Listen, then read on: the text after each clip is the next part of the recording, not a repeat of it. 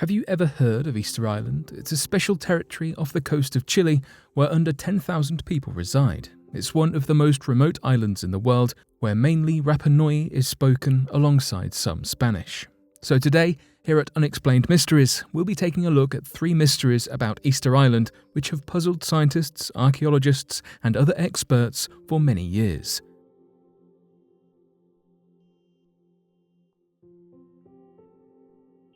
Photos reveal giant Easter Island Moai statues are covered in mysterious symbols. One of the most interesting things about Easter Island is the Moai statues. The country is most famous for these unusual statues that were said to be created by the Rapa Nui people. They were made from volcanic rock and resemble human faces. Most also have bodies that were sculpted, but the bodies were underground and therefore not visible until excavated. A recent discovery in 2012 unearthed a mysterious revelation related to the Moai statues. The bodies attached to the large heads of the statues have distinctive symbols and designs which were originally thought to be tattoos. The depictions were only discovered upon withdrawing the statues and discovering them on the back of the statues' bodies. Experts were confused as to why the bodies were decorated when they were kept underground for no one to see. Were they buried underground on purpose, or did they slowly sink over time? This led to other questions regarding the Moai statues and their varying features. Some face the sea, whilst others face inland. Some have heavy red stone hats and others don't. How were they able to move such heavy stones around the island without modern-day machinery? Researchers continue to investigate and seek answers to these questions, but some just don't add up. Looking back to the strange markings on the bodies of the statues, it still remains unclear as to what they mean. Some designs depicted crescent shapes which are believed to represent canoes, but no one can be too sure. Academics have suggested that the figures could represent ancestors of figures that were high up in the tribe. Another theory suggests that the stones were dug up from quarries on the island, decorated at the quarry site, and then walked over to the different spots throughout the island. They are believed to be set up around the island to act as guardians that would protect the inhabitants from any danger. After further investigation and looking at other reasons behind the markings, it could have something to do with past farming methods. People believe that the statues could have been sculpted when digging deep within the quarry in order to find the most fertile soil. The statues themselves may have been kept as a symbol of food production, but there are no definitive answers. Could the writing be linked to this hypothesis? Although we may not ever know what the markings on the statues are, how they got there, and why the statues were placed in certain ways, experts are continuously working to uncover an explanation. Do you think we'll ever find out in this lifetime? It's difficult to say, but with the rapid scientific evolution we've seen in recent years, we may not be too far off from finding out.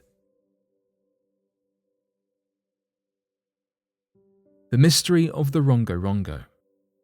The next mystery from Easter Island is that of the Rongo.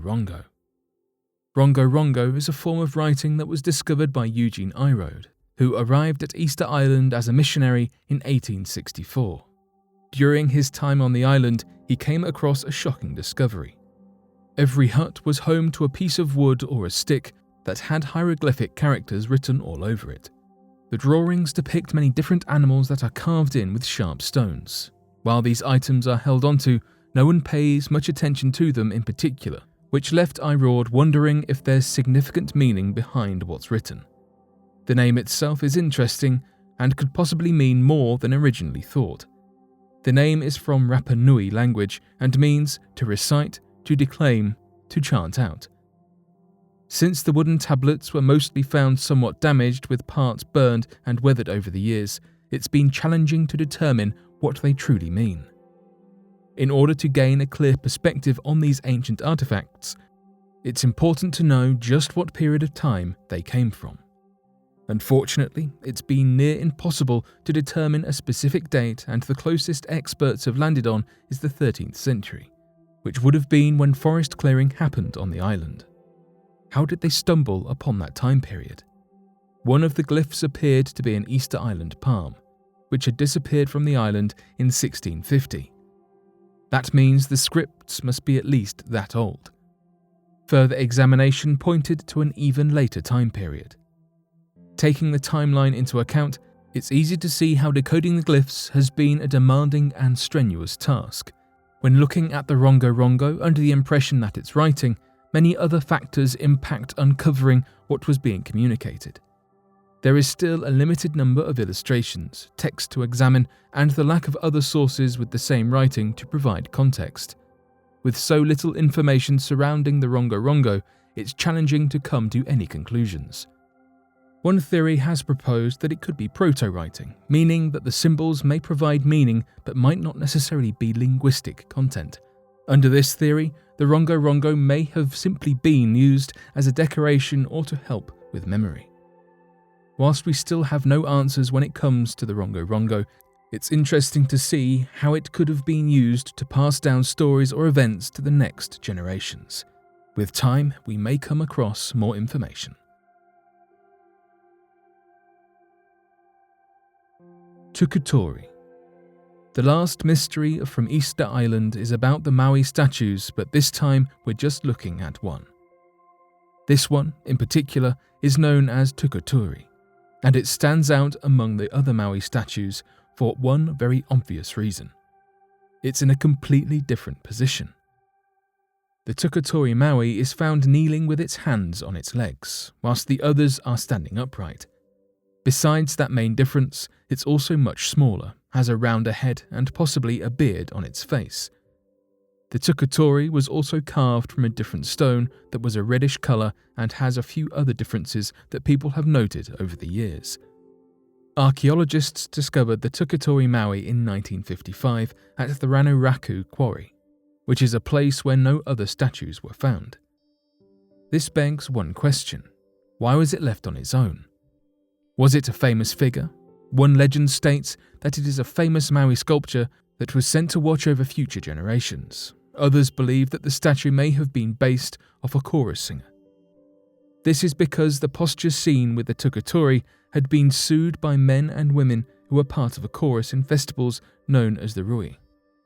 Other features, such as the potential facial hair on the statue, resemble that of what a chorus singer would have looked like.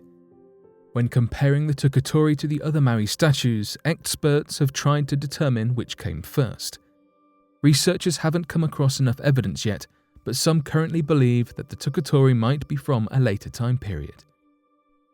With that being said, the most popular belief is that it was the first statue, and it was left in the quarry instead of being moved to where the others generally reside due to possible damage to the statue. Another unusual theory believes that it's connected to the Tangata Manu cult of Easter Island, making it the last Moai to have been created. Many critical pieces of the puzzle are still missing, so we'll have to work with the theories we currently have for now. It's definitely interesting to see all that we've uncovered so far, and who knows what information will reveal itself in the future. Easter Island has proven to be a very perplexing and curious place in the world.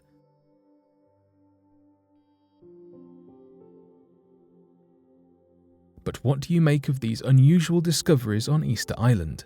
Be sure to let us know your thoughts in the comment section below and help us by growing this community while working to solve these unexplained mysteries.